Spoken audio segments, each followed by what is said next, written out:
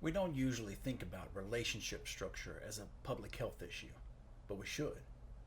Because the way we structure our relationships isn't just personal, it shapes our emotional resilience, our safety, even our survival. With compulsory monogamy as the default, we're becoming more isolated. Today, I want to talk about what would happen if polyamory were the default relationship model. Specifically, how that shift could help prevent abuse, expand support networks, and strengthen communities. In mainstream monogamous culture, your romantic partner is expected to be your everything, your best friend, your therapist, your co-parent, your entire social and emotional world.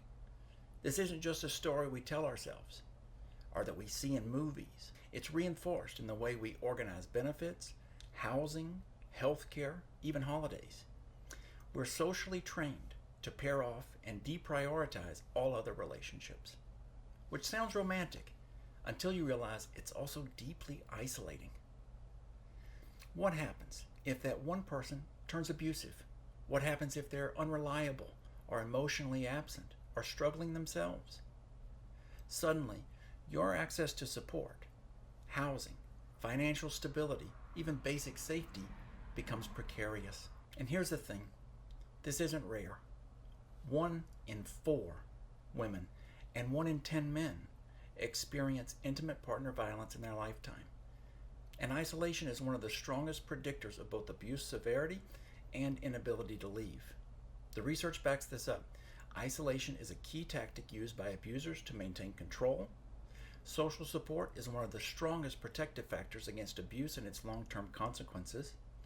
Yet compulsory monogamy trains people to consolidate all their support into one romantic partner, making isolation the cultural norm, not the exception. Yet compulsory monogamy trains people to consolidate all their support into one romantic partner, making isolation the cultural norm, not the exception. Now, imagine a different cultural default. One where we assume people will have multiple meaningful relationships with mutual knowledge, consent, and communication. That's what polyamory, when practiced intentionally, invites. It's not about having more sex, though more sex can happen. It's about having more connection. And here's what changes when that's the norm. People don't disappear into their relationships. Friendships and chosen families stay central. Partners are aware of each other and can offer insight and raise concerns when something feels off. Community care becomes structurally normalized, not just something people cobble together in a crisis. Polyamorous networks create redundancy in emotional and logistical support, making it easier to leave harmful situations. Social transparency, where harmful patterns are harder to hide. Distributed caregiving, including around parenting, health, and financial need. And this isn't just theory. We already see it in practice. Studies on chosen family in queer, trans, and polyamorous communities show that non-exclusive relational structures lead to stronger resilience in the face of adversity. If polyamory were the default, not monogamy, we'd live in a world that's structurally more resistant to isolation.